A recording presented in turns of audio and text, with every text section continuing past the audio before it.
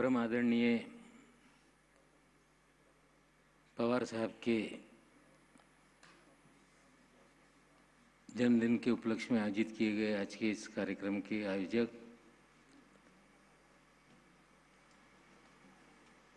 राष्ट्रवादी Congress party के महाराष्ट्र के अध्यक्ष सम्माननीय जयंत पाटिल जी, हमारे सबके आधार स्तंभ देश के नेता आदरणीय पवार साहब, प्रफुल्ल भाई,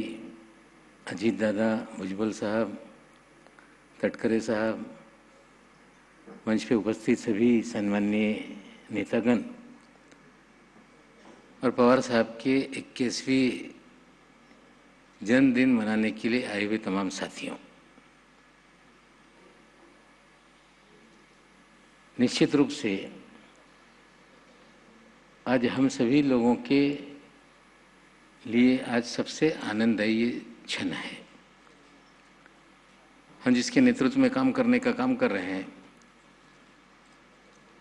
हमारे नेता का आज जन्मदिन है और निश्चित रूप से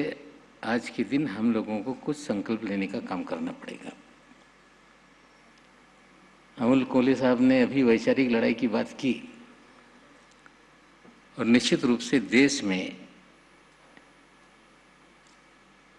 आज एक वैचारिक लड़ाई खड़ा करने की जरूरत है और हमें लगता है कि जो हमने एक फिल्म देखी कि योद्धा ये महान है और निश्चित रूप से ये लड़ाई का योद्धा इस युद्ध को जीतने का काम करेगा, ये पूरी तरह से विश्वास हम लोगों में है। और हमने देखा है कि पवार साहब के तेवर को, और एक शेर कहना चाहता हूं पवार साहब कि उसूलों पे आ जाए तो टकराना जरूरी है और जो जिंदा है तो जिंदा नजर आना जरूरी है। और साथियों, मैं आपको कहना चाहता हूं कि जिंदा मछलियां धारे के विरुद्ध तैरने का काम करती हैं और जो मरे होते हैं वो प्रवाह के साथ बह जाते हैं। और हमारा नेता इस देश में जो वैचारिक संघर्ष चल रहा है, हेगड़ेवार गोलवर के विचारधारा को लेकर देश में जो समतावादी विचारधारा है, छत्रपति शिवाजी महाराज की विचारधारा, साहू महाराज की विचारधारा, महात्मा ज्योतिबा फुले की विचारधारा, डॉक्टर बाबा साहेब अम्बेडकर की विचारधारा, ये संघर्ष इस देश में खड़ा हो रहा है। कुछ लोगों को लग रहा है कि इस देश के अंदर एक अलग विचारधारा को लेकर इस देश के अंदर पूरी तरह से वे अपने आप को प्रस्थापित कर लेंगे। हमें लगता है कि इस वैचारिक लड़ाई में हमारा ये योद्धा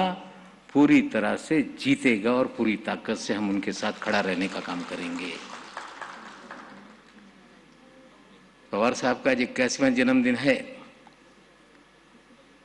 देश में बार बार पिछले 7 सालों से सवाल खड़ा किया जाता था कि मोदी के खिलाफ कौन,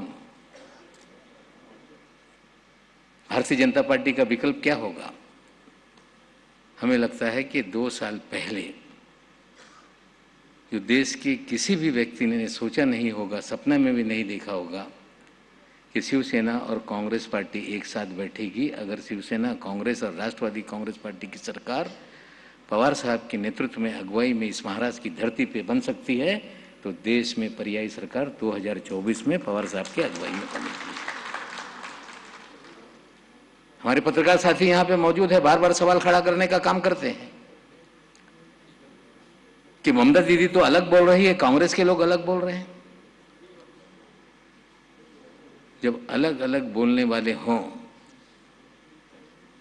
तो कोई व्यक्ति चाहिए जो अलग अलग बोलने वालों को इकट्ठा भी बिठाने का काम करे और हमें पूरा विश्वास है कि सभी को इकट्ठा बिठाने का काम हमारा नेता करने का काम करेगा। कश्मीर में फारूक अब्दुल्ला साहब की पार्टी हो, पंजाब का अकाली दल के नेता हो, दिल्ली के केजरीवाल हो, वामपंथी दल हो, महाराष्ट्र की पार्टियां हो, दक्षिण की पार्टियां हो, अगर कोई भी नेता की बात अगर कोई आज देश में मानने के लिए तैयार है तो हमें लगता है हमारे नेता पवार साहब की बात को सभी मानने का काम करेंगे। और 1999 में पहली बार साबित करने का काम किया कि हम बीजेपी के साथ नहीं जाएंगे। उसके बाद लगातार खबरें आने लगी, मोदी जी प्रधानमंत्री थे, खबर आने लगी, पत्रकार मुझसे पूछने लगे कि सुप्रिया ताई मंत्री बनने वाली है, आपकी पार्टी भारतीय जनता पार्टी के साथ जाएगी। मैंने सीधे कहा कि ये संभव नहीं। बोले आप कैसे बोल सकते हो? मैंने कहा कि मेरे नेता के मन में जो है वो मुझे समझ में आता है, मेरा नेता ऐसा कर नहीं सकता। और हमें लगता है कि पिछले 2 साल पहले जब परिस्थितियां बनने लगी तो कोई किताब लिखी गई कि नवाब मलिक सबसे पहले बोल रहा था कि महाराष्ट्र में पर्याय सरकार बनेगी। अगर नेता के मन की बात कार्यकर्ता समझ नहीं पाएगा तो वो कार्यकर्ता अपने नेता का अनुयायी नहीं है। निश्चित रूप से हमारा नेता ऐसा है कि मेरा अनुभव है कि जब भी मुझे कोई संकट आया, अगर कोई दुख की घड़ी मेरे साथ आई तो सुख की घड़ी में नहीं लेकिन दुख की घड़ी में हमारे नेता आदरणीय पवार साहब का फोन आया और क्या परेशानी है इसकी जानकारी लेने का काम हमारे नेता ने करने का काम किया है। हमें लगता है कोई नेता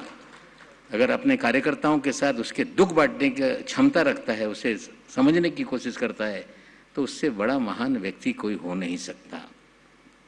हम सभी की जिम्मेदारी बनती है कि आज पूरा देश आदरणीय पवार साहब की तरफ देख रहा है। पूरा देश चाहता है कि कहीं ना कहीं इस देश के अंदर एक परिवर्तन के लिए एक बड़ा मोर्चा बनाने का काम किया जाए। इस देश के अंदर जिस तरह से किसान परेशान है, नौजवान परेशान है, देश के अंदर अलग तरह की विचारधारा देश के अंदर जहर घोलने का काम कर रही है, मजहब के नाम पे नफरत फैलाने का काम कर रही है, जाति के नाम पे कहीं संघर्ष खड़ा करने का काम कर रही है, तो निश्चित रूप से आदरणीय पवार साहब का ही विचार, आदरणीय पवार साहब के ही विचारों के साथ इस लड़ाई को हम लड़ सकते हैं और हम लोगों को इस लड़ाई में लड़ने के लिए तैयार होने का काम करना पड़ेगा।